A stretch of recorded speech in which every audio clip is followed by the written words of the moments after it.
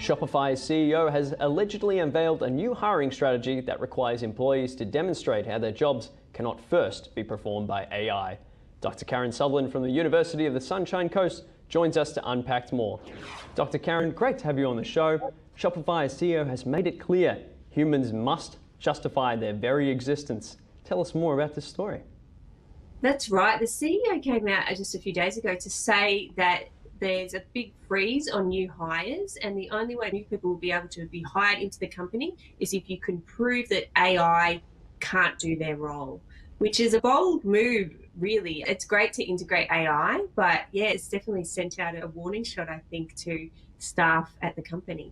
Absolutely. It's a very scary story. It used to be that AI was complementing the jobs, and now it seems to be fully replacing. And how do you think Shopify's AI first hiring policy is going to signal the future of tech employment in particular? We've seen a lot of layoffs recently, so how do you think this is going to impact? Yeah, I think there's many layers to this because it depends on the role, obviously, but roles are generally made up of a range of different tasks. So to say that one AI can completely replace a whole role, I think might be a bit problematic unless that role has one task and it's very repetitive.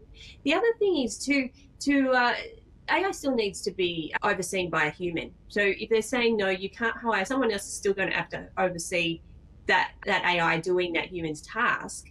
So it means extra work for that person as well. So that's another issue I see. And finally, I think at this stage of the game, AI is consistently inconsistent. That's what really is a common occurrence with all of it. It's never 100% perfect. So it might be a bit too early to make such a bold move, but we'll see.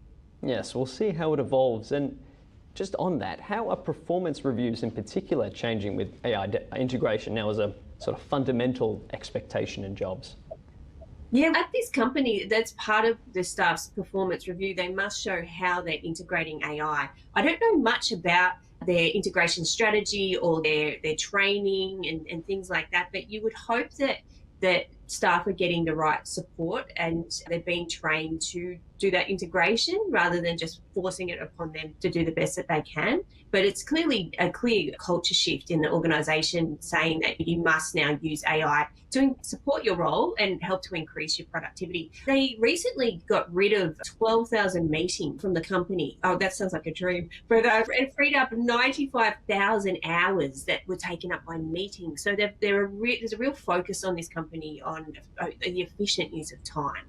Yeah, and just on that, are we seeing a broader trend of AI investment coinciding with these sustained layoffs in tech? Look, I think if it's a very tech-savvy company, yes, but adoption across organizations is still relatively low and strategic integration is very low. There's a lot of ad hoc adoption going on in terms of AI. There's a lot of shadow AI where employees are using tools to help support them with their roles, but the senior managers and decision makers have no idea that they're doing that, and there's no rules around that. Shopify is quite rare in its approach if we're looking generally. High-profile authors and news outlets are set to face OpenAI and Microsoft in a landmark New York showdown. Dr. Karen Sutherland, let's explore this story more. What do these lawsuits in New York mean for the broader legal battle over AI and copyright?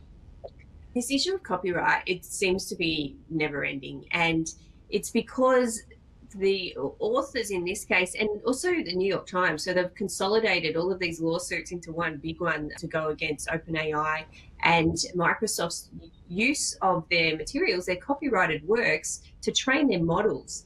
And they're saying they didn't get permission, and yet it's clear that they're trained on this copyrighted material, and the judge will determine whether that is illegal or not, which is interesting. And OpenAI, I saw a few weeks ago, is lobbying the US government to put an end to this issue with copyright, to make it fine for them to train on copyrighted materials. Yes, I think it's going to be interesting to see what happens and what the judge decides in this case. Oh, definitely. How strong do you think that fair use defense from OpenAI and Microsoft really is?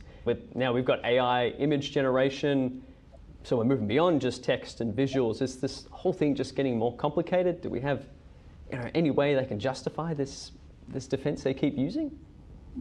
For Large language models to work well, they need a lot of data to train on, and that's why they haven't created that data themselves, but so they've had to go out and find other people's data to keep advancing. But I think the authors and the artists are saying, look, we need to be compensated because these AI tools are making so much money they're spending a lot of money too, but they're making so much money from users, which they've developed using other people's work that they haven't paid for. It's a real grey issue, and I don't know really about fair use. Often people say fair use if they're not putting it in word for word and not generating it word for word, they're just using it to train it for language and nuance and things like that, and to create something new. So that's what the AI tools are saying, that's their defense. They're not literally using the work and passing it off as their own, but they are still using it without permission. So yeah, it's interesting. And Meta's not an angel in this respect either. They found that Meta